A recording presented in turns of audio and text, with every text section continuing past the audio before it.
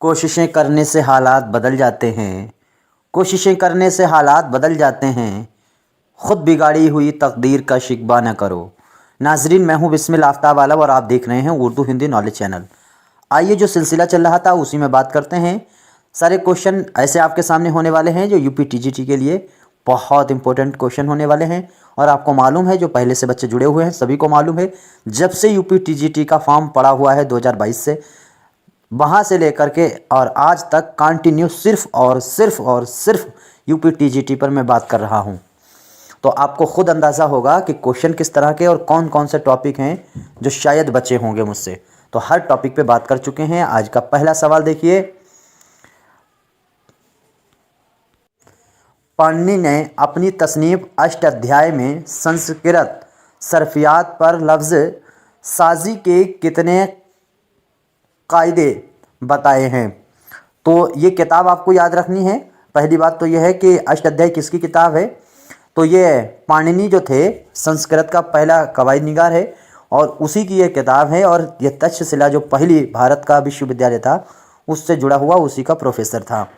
आपको बताना है कि इस किताब में कितने सर्फियात पर जो है लफ्ज़ साजी के कायदे बताए गए हैं। तो उम्मीद करता हूँ सभी का आंसर सही हुआ होगा। तो इसमें जिस बच्चे ने डी आंसर दिया है उसका सही है। 3959 आपका आंसर सही होने वाला है। अगला सवाल है, गज़ल में मतला और मक्ता के अलावा बाकी अशार को क्या कहते हैं? बहुत इंपॉर्टेंट सवाल है। उम्मीद करता हूँ सभी का आंसर सही होना चाहिए। तो इसमें क्या है, आंसर जिस बच्चे ने फ़र्द दिया होगा उसका आंसर बिल्कुल सही है। सी वाला आंसर जिसने भी दिया है उसका सही है, बिल्कुल आपको याद रखना चाहिए। अच्छा, इसके बाद में मुतफरिक जो है अशार कौन से होते हैं? जिनमें ऐसे अशार शायर जब कह देता है जिसमें गज़ल मुकम्मल नहीं करता और अलग अलग काफ़ियों पर शेर कह देता है। शेर मुकम्मल होते हैं लेकिन उसकी कोई मुकम्मल गज़ल नहीं होती है। तो वो अशार जो हैं वो मुतफरिक अशार होते हैं। उम्मीद करता हूँ सभी का आंसर सही हुआ होगा। अगला सवाल है, नाहक हम मजबूरों पर तोहमत है मुख्तारी की। ये शेर जो है उम्मीद करता हूँ आप पहचान गए। उल्टी हो गई सब तदबीरें दवा ने कुछ ना काम किया। ये वाली जो गज़ल है मीर तक़ी मीर उसी का ये मिसरा है। आपको इसका मिसरा जो है अगला बताना है कि मिसरा सानी बताना है कि क्या है। ये मिसरा उला आपके सामने दिया गया है। नाहक हम मजबूरों पर तोहमत है मुख्तारी की। फटाफट जवाब देने की कोशिश कीजिए। उम्मीद करता हूँ सभी का आंसर सही होने वाला है। तो इसमें भी डी आंसर जिस बच्चे ने दिया होगा उसका आंसर बिल्कुल सही है। चाहते हैं सो आप करें हमको अवश्य बदनाम किया। ये मिसरा जो है लगाएंगे तब ये शेर मुकम्मल हो जाएगा। उम्मीद करता हूँ सभी का आंसर सही हुआ होगा। आजकल इस तरह के सवाल बन रहे हैं। अगला सवाल देखिए, अवधी जो भाषा है उसका दूसरा नाम क्या है? अवधी का दूसरा नाम आपको बताना है। उम्मीद करता हूँ सभी का आंसर सही होना चाहिए। देखिए, इसमें जिस बच्चे का आंसर दिया गया होगा सी उसका सही है। कोसली नाम आपको याद रखना है कि अवधी का दूसरा नाम कोसली है। और जाटू या बांगलू जो है वो हरियाणा का दूसरा नाम है या आपका हरियाणवी का दूसरा नाम है। ये आपको यहाँ से याद रखना है। उम्मीद करता हूँ क्वेश्चन समझ में आ गया होगा और आपका सभी का सही हुआ होगा। अगला सवाल आपको देखिए आपके सामने है कि कम्युनिस्ट पार्टी के हामी होने की वजह से मजरू कितने साल जेल में रहे? ये मजरू सुल्तानपुरी की बात हो रही है। गज़ल इनका शेरी मजमुआ है। गज़ल का इन्हें नक़ीब भी कहा जाता है। उम्मीद करता हूँ सभी का आंसर सही होना चाहिए। 1919 में ये पैदा हुए थे। तो इसमें जिस बच्चे ने फर्स्ट आंसर दिया होगा उसका सही है। 1 साल तक ये जेल में रहे थे कम्युनिस्ट पार्टी के हामी होने की वजह से। अगला सवाल है मोहम्मद हुसैन आज़ाद की नज़्म शब कद्र की हैयत क्या है? बहुत आसान सा सवाल है। जितनी भी अंजुमन तरक्की जो लाहौर हुई थी उसके तहत जितने मुशायरे हुए, उन मुशायरों में जितनी नज़में कही गईं वो सभी की सभी हैयत जो थी उनकी मसनवी की थी। तो बहुत आसान सा सवाल है। आपका आंसर सही हुआ होगा। जिस बच्चे ने आंसर बी दिया है उसका सही है। इसकी हैयत जो है वो मसनवी की हैयत है। आपका आंसर बी सही होने वाला है। अगला सवाल है, फ़ानी बदायनी का 1941 में इंतकाल किस शहर में हुआ था? बहुत आसान सा सवाल है, याद रखना है। उम्मीद करता हूँ एक चीज़ याद रखिएगा, एक सवाल बहुत दिन से बनता है कि फ़ानी वदाइनी ने वकालत का पेशा कहाँ किया था। तो आपको याद रखना है, इन्होंने लखनऊ में भी पेशा किया था, इटावा में भी वकालत की थी, साथ साथ में आगरा में भी की थी, और जो रायबरेली है वहाँ पर भी इन्होंने वकालत की थी। ये चीज़ आपको याद रखनी चाहिए।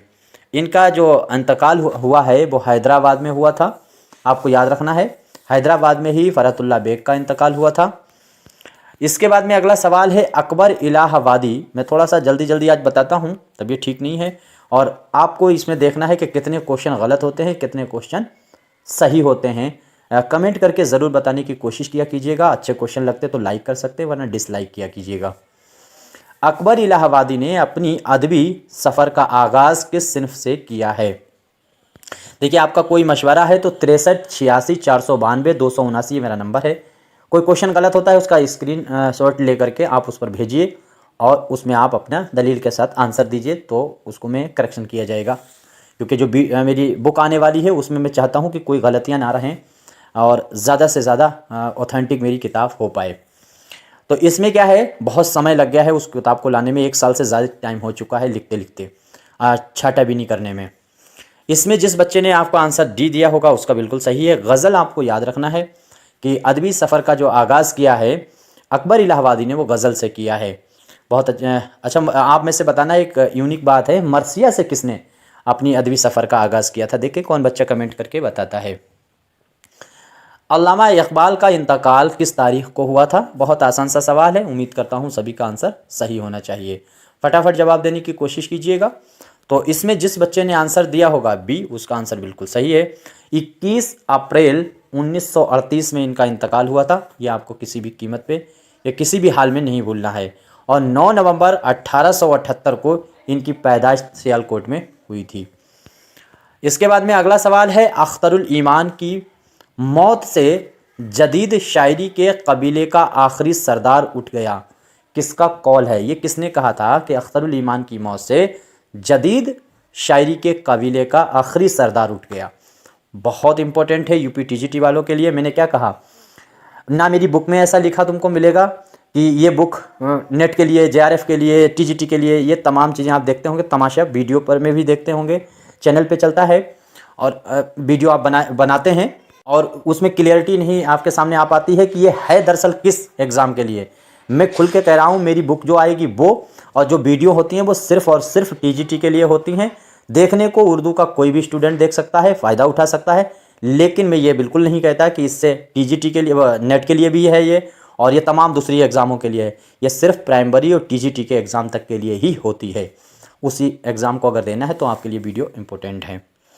इसमें आंसर आपका जो सही होने वाला है वो सही होगा सी। महमूद अयाज़ ने ये बात कही है, आपको याद रखना चाहिए। अगला सवाल है, गुरेसन और उनके मुताबिक जदीद हिंदारियाई ज़बान कितनी शाखों में तकसीम की जाती है? तो गुरेसन के मुताबिक जदीद हिंदारियाई ज़बान है वो कितनी शाखों में तकसीम की जाती है? उम्मीद करता हूँ सभी का आंसर सही होना चाहिए। तो आपका आंसर सही होगा 2। आपको याद रखना है 2 शाखों में इसको तकसीम किया जाता है, अंदरूनी और बैरूनी के नाम से। अगला सवाल है, यहाँ पे गलत लिख दिया है, अब ठीक है। साहिर लुधियानवी की नज़्म है गुरेज़, हैयत इसकी क्या है? उम्मीद करता हूँ सभी का आंसर सही होना चाहिए। फटाफट जवाब दीजिए। और गुरेज़ के नाम से आपको याद रखना है अज्ज़ाए तरकीबी में दूसरा हिस्सा होता है कसीदे का। तो इसमें जिस बच्चे ने आंसर डी दिया है उसका सही है। पाबंद नज़्म जो है वो गुरेज़ लिखी गई है, ये आपको नहीं भूलना है। अगर ताजमहल आपकी पूछी जाती है तो वो नज़्म मुअर्रा में लिखी गई है, ये भी बात आपको याद रखनी चाहिए। दोनों नज़में तलखियाँ इनका जो मजमुआ है उसी में शामिल है। 21 में पैदा हुए 1900, और 1980 में इनका साहिर का इंतकाल हुआ था। दास्तान सब्रस, तो दास्तान सब्रस में कितने महूर की बात की गई है, यानी इसमें कितने महूर का जिक्र किया गया है? 2 महूर का जिक्र किया गया है, आबे हयात की तलाश और मार्का हुस्नो इश्क। याद रखिएगा, यही 2 महूर का जिक्र हुआ है सब्रस दास्तान में। और सब्रस जो है उसमें 76 किरदार हैं टोटली, आपको ये याद रखनी चाहिए। 1635 में लिखी गई अब्दुल्ला कुतुब शाह के अहद में। दर्जा झेल में से किस दास्तान में किसी भी ज़बान का कोई शेर इस्तेमाल नहीं हुआ। उम्मीद करता हूँ सभी का आंसर सही होना चाहिए। एक बहुत आसान सा सवाल है। देखिए, अगर आपको और वीडियो देखना है, मुसलसल वीडियो देखने हैं, जुड़ने हैं यूपीटीजीटी के लिए या कोई ऐसा एग्ज़ाम जो प्राइमरी और जूनियर तक के लिए उर्दू का देना चाहते हैं, तो आपके लिए बहुत इम्पोर्टेंट वीडियो मेरी हो सकती हैं। और इससे पहले की वीडियो नहीं देखे तो एक बार प्लेलिस्ट ज़रूर देखिएगा, आपका काम बहुत आसान होने वाला है।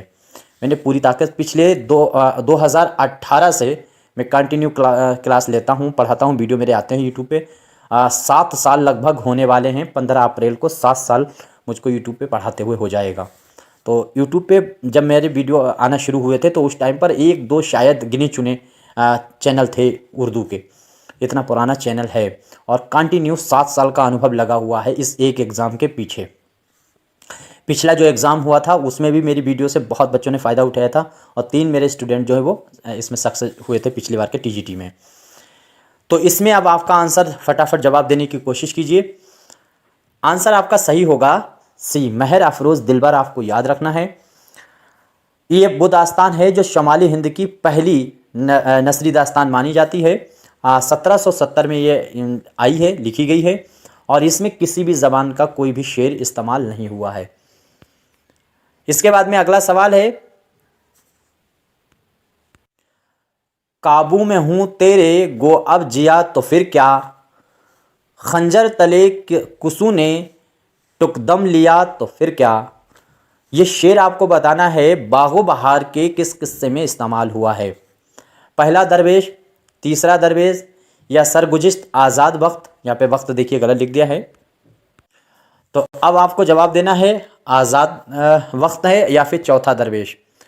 देखिए, अमूमन शेर आपको जो लगाने हैं, ज़्यादातर जो शेर हैं वो पहले दरवेश और दूसरे दरवेश और थोड़ा बहुत तीसरे दरवेश में शेर आए हैं। चौथे दरवेश को कभी लगाइए मत, उसमें तो सिर्फ वही शेर आए हुए हैं जो अपनी दास्तान सुनाते टाइम पर शेर कहता है फ़कीर, बस वही हैं, बाकी और अदरवाइज़ शेर नहीं है। ये शेर जो है वो आपका आंसर सही होगा सी वाला, सरगुज़िश्त आज़ाद वक्त। देखिए, पांचों जो किस्से हैं बागो बहार के, उनमें सबसे तवील किस्सा अगर पूछा जाए पांचों में तो आपका आंसर सही होगा सरगुज़िश्त आज़ाद वक्त है, ये सबसे तवील है। दरवेशों में अगर पूछा जाए सबसे तवील किस्सा कौन सा है तो पहले दरवेश का, और अगर दरवेशों में ये पूछा जाए कि सबसे छोटा किस्सा कौन सा है तो तीसरे दरवेश का। ये चीज़ आपको याद रखना चाहिए। अगला सवाल है, उर्दू में बोस्तान ख़याल कितनी ज़ख़ीम जिल्दों पर मुश्तमिल है। उर्दू में कितनी?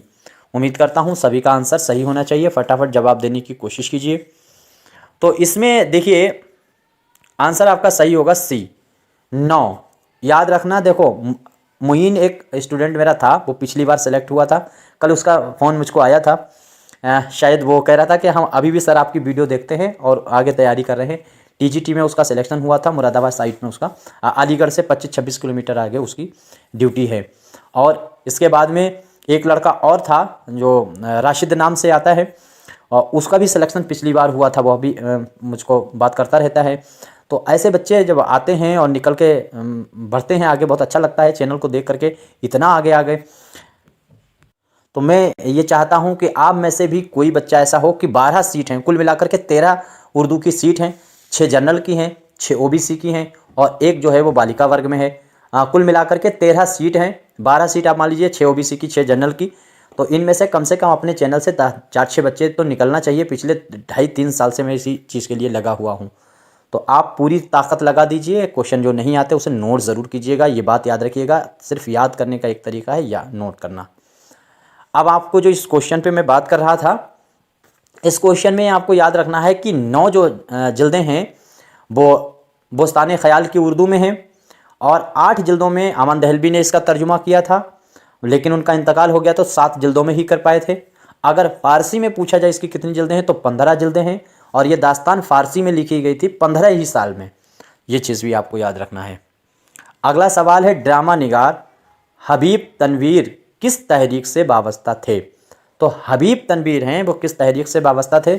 बहुत आसान सा सवाल है, उम्मीद करता हूँ सभी का आंसर सही होना चाहिए। तो जिसने आंसर फर्स्ट दिया है उसका सही है, तरक्की पसंद तहरीक से जुड़े हुए हैं हबीब तनवीर।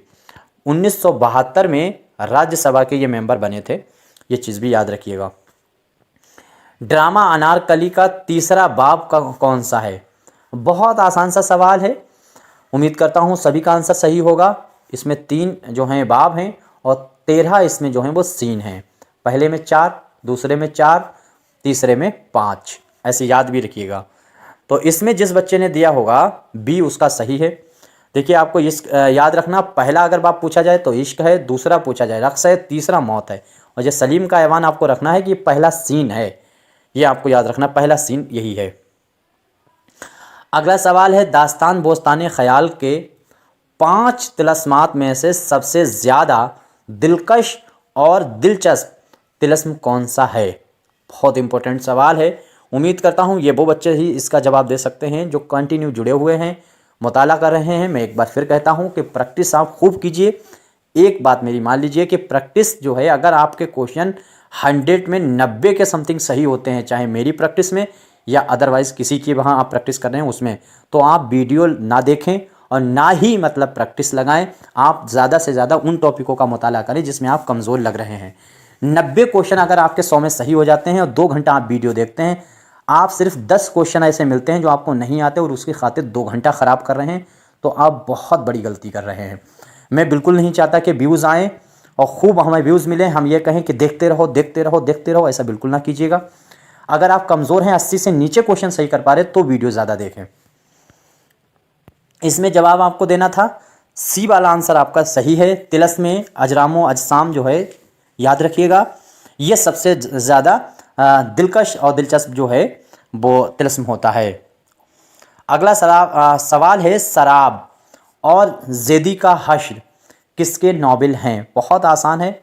अगर कहीं ये पूछ लिया जाता सराब नाम का अफसाना किसका है, तो आपका जवाब होना चाहिए था सोहेल अजीमाबादी। अगर पूछा जाए मजमून किसका है सराब के नाम से, तो आपका आंसर होना चाहिए सर सैयद अहमद ख़ान। लेकिन सराब और ज़ेदी का हश्र ये आपके सामने नॉवेल पूछे गए हैं दोनों, तो आपका आंसर सही होगा मजनू गोरखपुरी। जिस बच्चे ने आंसर दिया है गिरती दीवारें, देखिए आपको याद रखना उपेंद्र नाथ आशिक का है। साहब की सरगुजिश्त और एक शायर का अंजाम, ये नियाज़ फतेहपुरी का है। लैला के खुतूत, मजनू की डायरी, ये काजी अब्दुल वदूद के। ये इन चारों के मैंने नॉवेल आपको बता दिए। वीडियो देखने से ये होता है कि बार बार पीछे की चीज़ें मैं रिवीज़न भी कर देता हूँ, रिवाइज कर देता हूँ। उर्दू का इब्तदाई ज़माना किसकी तसनीफ़ है? एक आपको राज की बात बताता हूँ, वो ये है कि जो मेरी प्रैक्टिस वीडियो आती है इसमें 2-3 क्वेश्चन, 2 और अधिक से अधिक 3 ऐसे क्वेश्चन होते हैं जो किसी प्रीवियस ईयर में पूछे जा चुके हैं और आप उनको पकड़ भी नहीं पाते होंगे कि क्वेश्चन ये पूछा गया हुआ था या मैंने अपने दिमाग से ख्याल से पैदा किया है। क्यों? उसकी वजह है कि क्वेश्चन हम ऐसे ही रखने की कोशिश करते हैं जिससे आपको एहसास ना हो पाए कि ये एग्ज़ाम की स्टैंडर्ड के सवाल नहीं है। तो 3 क्वेश्चन कम से कम हम पीछे आए हुए ही एग्ज़ाम से रखते हैं और ये आपके सामने था, ये आया हुआ है सवाल, ये आपको याद रखना चाहिए। अगला सवाल है हाली, तो इसमें आपको आंसर सही हुआ होगा शमसुल रहमान फारूकी। ये चीज़ मैंने बोला नहीं, आपको याद रखना है, मैंने लगा दिया निशान। तो शमसुल रहमान फारूकी जो है वो बिल्कुल आंसर आपका सही है। अगला सवाल है हाली के अशार पतरस बुखारी के किस मजमून में शामिल हुए हैं? उम्मीद करता हूँ सभी का आंसर सही होगा। बहुत आसान सा सवाल है। तो मुरीदपुर का पीर आपको याद रखिए। पहली बात, पतरस जो है उन्हीं के ये सारे के सारे मजमून हैं और पहला वाला जो मजमून है इसमें हाली के अशार का इस्तेमाल हुआ है। लाहौर का जोग्राफिया है, ये 9 हिस्सों पर लिखा हुआ मजमून है और बाकी ये सिनेमा का इश्क जो है वो आपको मालूम है। और कुत्ता, ये आपको याद रखना है, कुत्ता नाम की नज़्म पूछी जाए तो आपका आंसर सही होना चाहिए फैज़ अहमद फैज़। कुत्ता नाम का अगर जर्द कुत्ता अगर पूछा जाए अफसाना किसका है तो इंतज़ार हुसैन का, और अगर खाली कुत्ता पूछा जाए मजमून किसका है तो पतरस बुखारी का। इस तरह से आपको चीज़ें याद होनी चाहिए। कोशिश करते हैं कि अच्छा से अच्छी चीज़ें आपके सामने पहुंच पाएँ।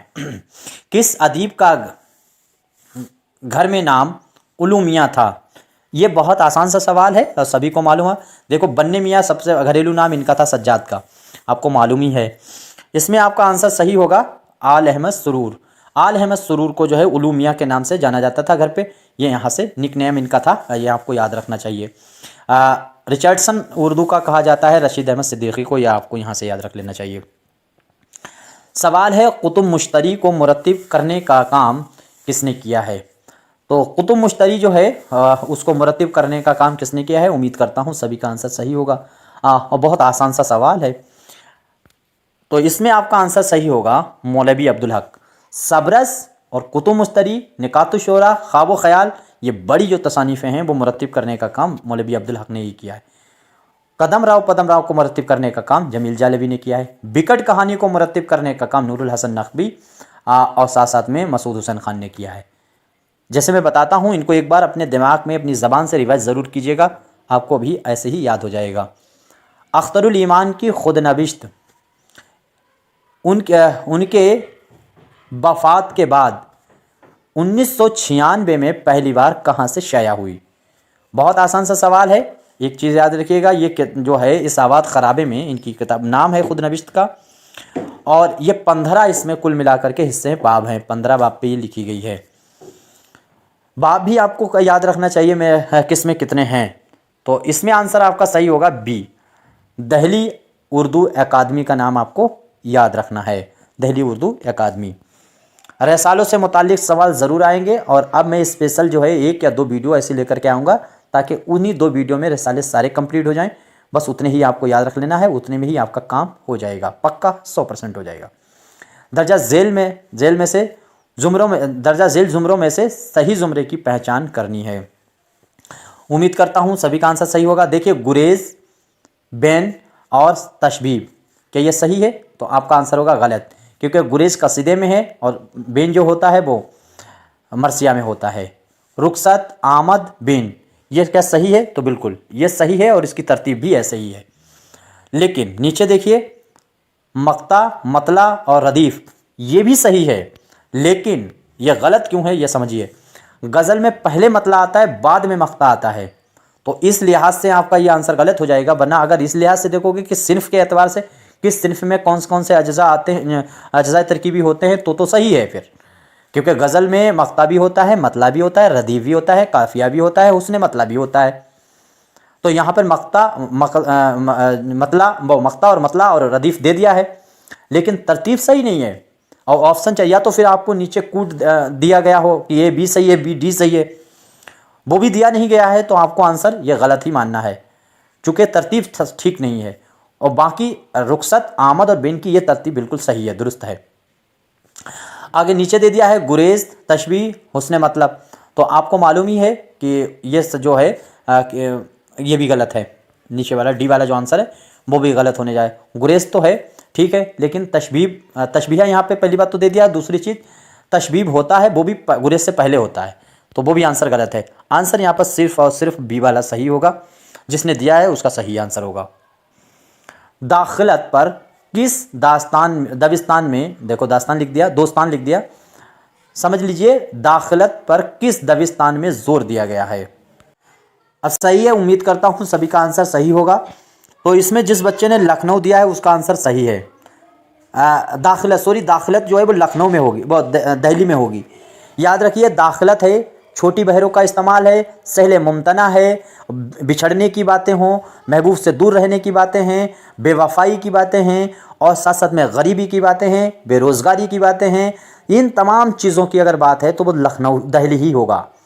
जहाँ ज़ेवर की बातें हैं, मुश्किल अल्फाजों का इस्तेमाल करना है, उरियानी निगारी है लफ्ज़ों में, और साथ ही साथ में फ़ारसी के अल्फाजों का इस्तेमाल है, मुश्किल बहुत ज़बान का इस्तेमाल करना है, वो सब जो है लखनऊ का होने वाला है। और इन 100 का एक ही बात है, एक ट्रिक है, बस वो याद रखने की है, दोनों पकड़ में आ जाएंगे। जहाँ गरीबी है वो दिल्ली है, जहाँ ऐश ही ऐश है वहाँ पर लखनऊ है। अब बाकी इन्हीं से सब चीज़ जुड़ी हुई है भाई। जहाँ पर गरीबी नहीं है, पैसा है, तो वहाँ औरतों से मिलने की ही बातें ही तो की जाएंगी, औरतों के हुस्न की बातें की जाएंगी, और ऐशो आराम की बातें की जाएंगी। ज़बान मुश्किल, अब जब आपको हुस्न की बातें करनी है और गंदी बातें करनी है, उरियानी निगारी लानी है, तो ज़बान बिल्कुल आसान तो नहीं रखे हुए ताकि सब लोग ना समझ सकें। ज़बान मुश्किल ऑटोमेटिक मुश्किल हो जाएगी। तो इस तरह से आपको समझना है। जहाँ गरीबी है तो गरीबी में तो आपका मिलना काहे का, बिछड़ना ही तो मेन मुद्दा होगा। तो बिछड़ने की बातें लखनऊ दिल्ली में मिल जाएंगी। अब मैं एक तरीक़ा बता रहा हूँ, आप सिर्फ एग्ज़ाम निकालने पे गौर कीजिए। मैं पहले भी कह चुका हूँ कि आप विद्वान और दानिशवर अक्लमंद बनने की बिल्कुल कोशिश मत कीजिए। आपको सिर्फ एग्ज़ाम निकालना है, उसके बाद आप बनिए जो भी बनना है। एग्ज़ाम निकालना अलग बात है, मैं पहले ही कह चुका हूँ, आप एक दिमाग लगा करके एग्ज़ाम निकालने पर गौर कीजिएगा।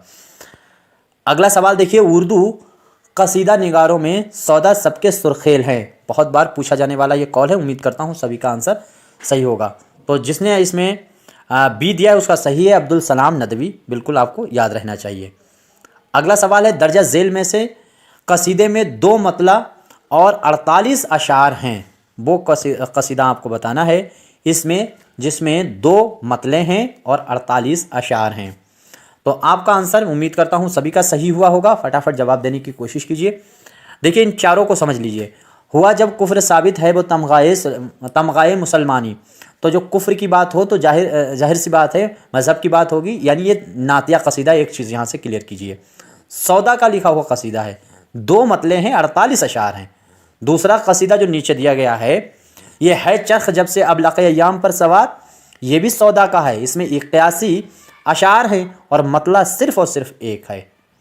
इसके बाद में है ज़हे निशात अगर उसे कीजिए तहरीर, और इसके बाद ये नीचे जो दिया गया है ये दोनों जो हैं कसीदे लिखे हुए ज़ौक़ के हैं। इसके बाद अगला सवाल देखिए, मसनबी गुलज़ार नसीम में कुल कितने अशार हैं? तो गुलज़ार नसीम जो है उसमें अशार की तादाद आपको बतानी है 1521, जिसने बताया है उसका आंसर बिल्कुल सही है। अब यहाँ से याद रखिएगा और भी चीज़ें, 1421 फिर क्या है? 1521 में तो अशार हैं गुलज़ार नसीम में, 1421 में जो है वो कदमराव पदमराव 1421 और 1435 के दरमियान लिखी गई। 1655 क्या है? तो याद रखिएगा इब्न निशाती की फूलबंद लिखी गई। 24,000 क्या है? तो 24,000 अशार हैं ख़ाबरनामा में जो कमाल खां रुस्तमी की लिखी गई है। 222 उसमें उन्वान है। ये चारों चीज़ें आपको मालूम हो गई। आगे सवाल देखिए, आवाज़ से हक़ के उन्वान से 1918 में किसने मरसिया लिखा है? ये वही मरसिया है जिससे मरसिया निगारी के जदीद मरसिया निगारी की बुनियाद पड़ी मानी जाती है। तो जदीद मरसिया की बुनियाद 1918 से आवाज़ हक़ के नाम से जो मरसिया लिखा गया उसी से मानी जाती है। और ये मरसिया है जोश मलियावादी का। हुसैन और आग के नाम से भी इन्हीं का लिखा हुआ मरसिया है। लेकिन एक चीज़ याद रखिएगा, यहाँ पर एक नाम आपको और दिख रहा है, आल रज़ा। आल रज़ा को भी जदीद मरसिया का बानी कहा जाता है और ये माना है जोश मलियावादी ने। लेकिन सभी नक्कादों और तमाम नक्कादों की जो अमूमन राय है वो ये है कि जोश मलियावादी ख़ुद ही जदीद मरसिया के बानी हैं, लेकिन जोश जो है वो आल रज़ा को मानते हैं। ये चीज़ आपको याद रहे। और जमील मजहरी को मालूम ही है, जुम्बिश शहादत के नाम से इन्होंने जो लिखा है। आगे देखिए, गज़ल रेज़ाकारी में मीनाकारी है। गज़ल रेज़ाकारी में मीनाकारी है, ये बात किसने कही है? तो ये बात है रशीद अहमद सिद्दीकी। 2 कौल गज़ल के बारे में आल अहमद सुरूर के भी हैं और दोनों एक ही बार में याद हो सकते हैं एक बहुत आसान तरीक़े से। आल अहमद सुरूर ने एक जगह ये कहा कि गज़ल जो है वो चावल पर कुलवल्ला लिखने का आर्ट है, और एक जगह पर कहा है कि गज़ल जो है वो बड़ी काफिर सिनफ़े सुखन है। तो आपको मालूम है, अगर मजहबी हैं, मज़हब की बातों में आप जानते होंगे, तो आपने देखा होगा जहाँ पे कुफ्र की बात होगी वहाँ पर कुलवल्ला की बात तो हो ही जाएगी। तो कुलवल्ला और कुफ्र ये दोनों एक साथ में लाने की बात आल अहमद सुरूर कर रहे हैं। और तो ये कुलवल्ला की बात और कुफ्र की बात आ जाए अगर, और पूछा जाए कॉल किसका है, तो आल अहमद सुरूर का। मेरा तो अपना यही तरीका है कि पूरे कॉल में 1 या 2 वर्ड हम बस पकड़ते हैं, बाकी हमारे जहन में रहता है। मैं क्या कह रहा था, फिर से भी एक बार दोहरा रहा हूँ कि एग्ज़ाम निकालने की आप कोशिश कीजिए। अगला सवाल है, दर्जा झेल में से किस शायर का लक़ब शमसुद्दीन था? बहुत इंपॉर्टेंट है, देखिए कौन बताने की कोशिश करता है। पहले फटाफट जवाब देने की कोशिश कीजिए। आसान भी है और इस तरह का सवाल मुश्किल भी बहुत होता है। कुछ ऐसे सवाल होते हैं जो आपके जहन में होते हैं और आपको मालूम भी होता है, उसके बावजूद आप बहुत जल्दबाजी में ख़राब कर देते हैं। तो वली दखनी का नाम आपको याद रखना है। वली दखनी का नाम असल तो पूछा जाता है कि इसका नाम जो है अली मोहम्मद था, नज़र मोहम्मद था, या इस तरह के नाम आपको मिलते हैं, लेकिन लक़ब किसका क्या था ये भी आपको गौर करना है। तो शमसुद्दीन लक़ब जो है वो वली दखनी का है।